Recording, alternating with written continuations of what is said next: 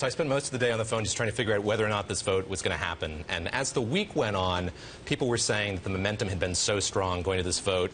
People were taken aback by that. There were rumors that this was going to be postponed or put off until the future. So there had been talk of a deal, some sort of deal being hatched, and what it sounds like from what we've heard reported is that there won't be a cap, at least not for the time being. There will be a study. And it was interesting talking to industry, talking to people who represent taxi workers. There's a lot of interest in doing studies on both sides. Obviously, This industry is so nascent. Uber's only been in New York since 2011.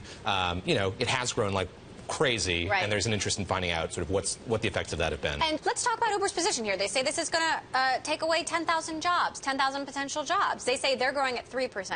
The cap would have been 1%. Yeah, I mean, it has grown, as I said, crazily. And, you know, the argument they've been making is that this has been a great font of jobs for people here in New York. What you hear from the taxi drivers is it's a great font for part-time jobs, and that's where there's a real distinction being made between sort of what Uber's saying, what the taxi drivers are saying. Still, though, the regulatory issues between the city of New York and Uber, there's still a lot there, right? Yeah, I mean, what are the other issues that they're still fighting? You know, if you talk to Uber, if you talk to Lyft, they'll say they've followed the letter of the law. There's a very sort of old vestigial base system here in New York that dates back to when cars were dispatched by radio. Uber's played by those rules, so have Lyft, so is Lyft.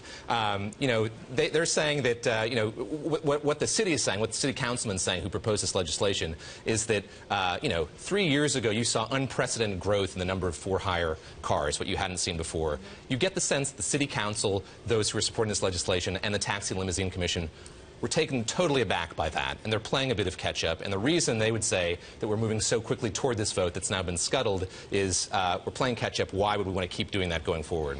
Now, I want to bring in Matt Daus, the former taxi commissioner, joining us via phone. Now, Matt, as I understand it, you can confirm that this vote is officially off? The cap is officially off?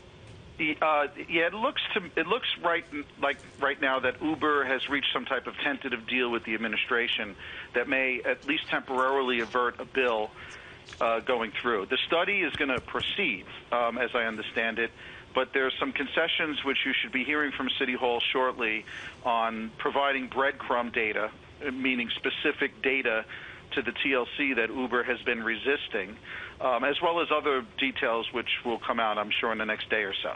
Matt, David Gura here in New York with a question just about, you know, about that data. How big a deal is it that Uber might release that? Obviously, there's a lot of proprietary data here about who's been taking these cars, how long they've been going, and whether or not, in fact, this has been servicing people mostly in the outer boroughs. An argument you hear from Uber, that you hear from Lyft, is that the taxi industry doesn't serve those outer boroughs as well.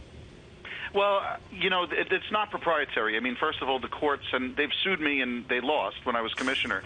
There's no right of privacy in the back of a cab, and all that the TLC is looking to do is get the same data that the yellow cabs have been providing for years since we put the credit cards in the cabs under the Bloomberg administration. You know what that means? Breadcrumb data and pickups and drop-offs and, you know, where the cars are going so that they can understand traffic patterns, so they can understand where the cars are, what they're doing. Blips on the screen, nothing of a private nature. So I think, you know, we reached a deal with the New York Civil Liberties Union many years ago, which I believe they will certainly be consistent with in protecting Uber's customers, I'm sure. Now I want to bring in John Doherty in San Francisco of Technet, who represents Uber, represents Lyft. John, what can you tell us about the latest from Uber's side and these very latest developments?